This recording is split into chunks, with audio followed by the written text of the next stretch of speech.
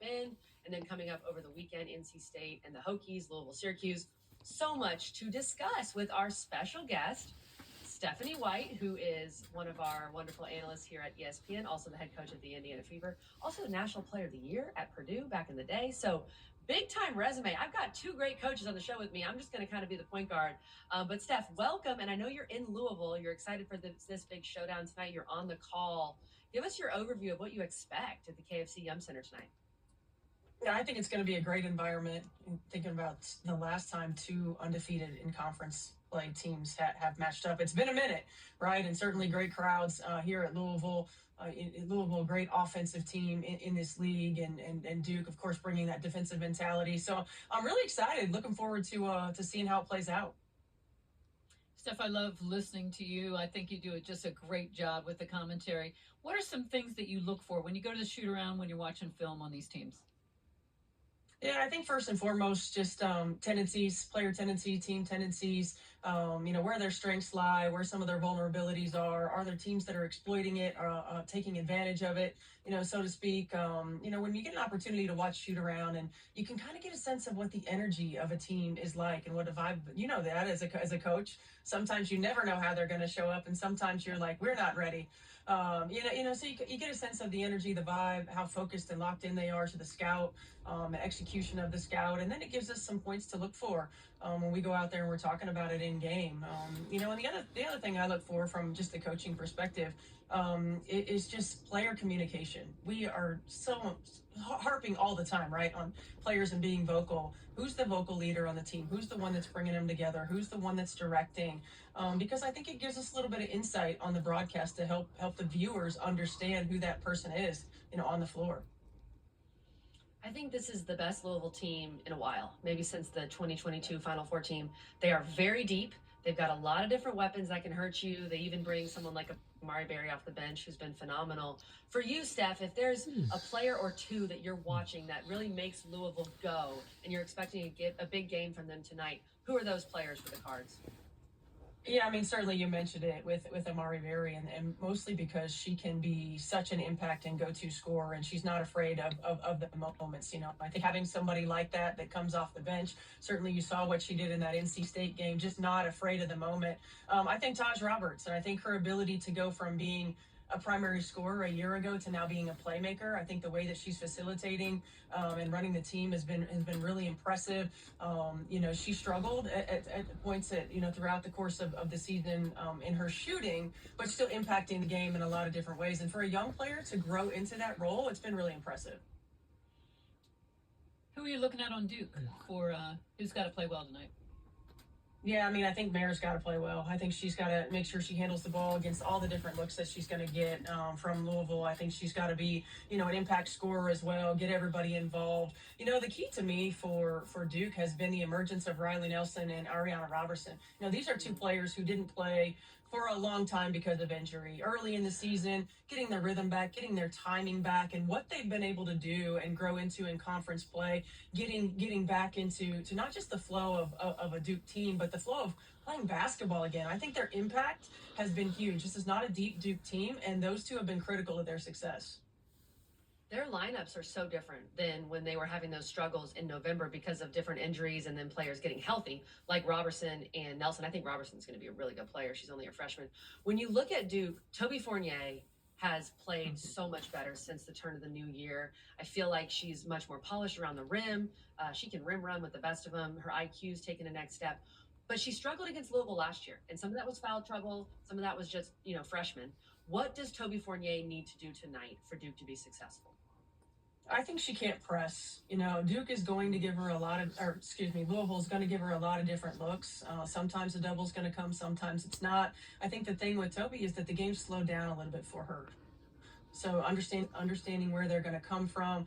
You might not know that against a Louisville team that likes to get creative. And so being able to stay in the moment, to not rush, to take her time, certainly her best ability is availability, and staying out of foul trouble has been critical to her and her success. I think she's going to let the game come to her. She's got to in this situation.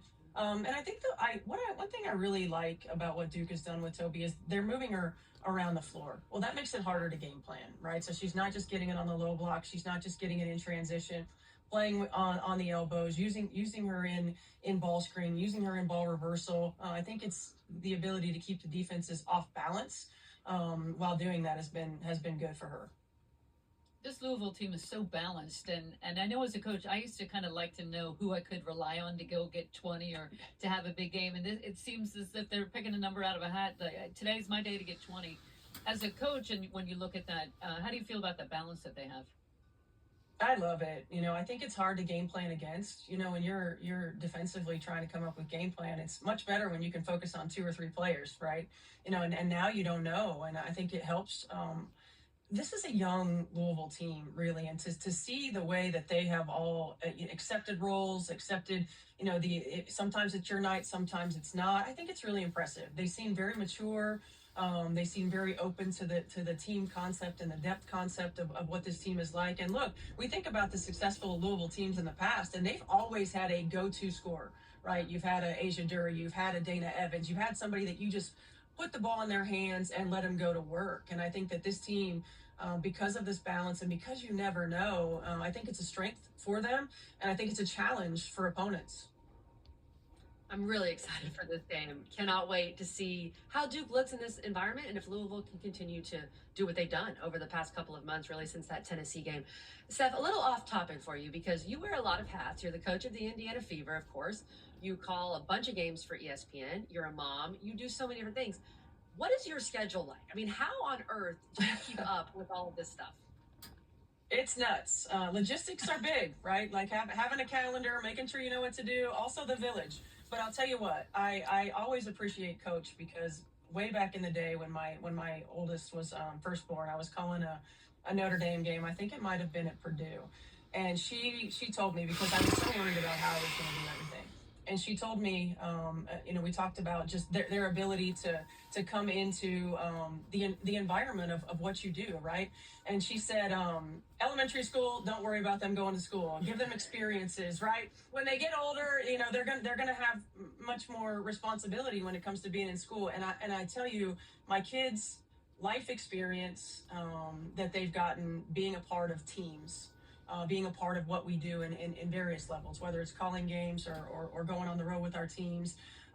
The ability, I have all boys, so to see strong women and to support strong women and to value, my oldest asked me last night, he wanted to go watch the 8th grade girls team play because he's just such an advocate for women in general, but women in sport. Like that lesson, he can't be taught any other way.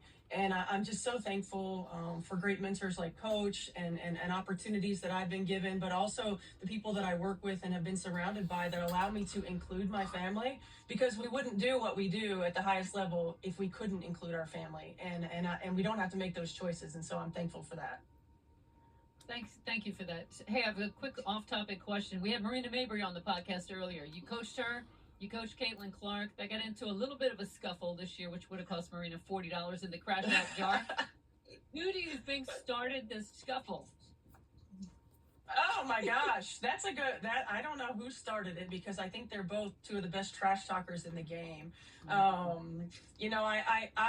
Marina is one of my favorites, and the thing I like about both of them is they are both equally parts crazy, insane at the same time. Like just the competitive spirit. They hate to lose more than they love to win. Like they both are just crazy competitive and they have so much respect for one another. And I love that. But yeah, I'm not sure who started it. I don't want to get in trouble with either one of them. But they are both just the ultimate competitors and I absolutely adore them. Coach asks the hard-hitting questions, and she's not afraid to do that, so I love it.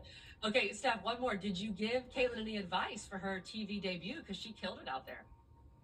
I didn't. I was actually overseas scouting, and so I didn't coordinate and with her, but she's a natural. I mean, talking about basketball is the thing that she.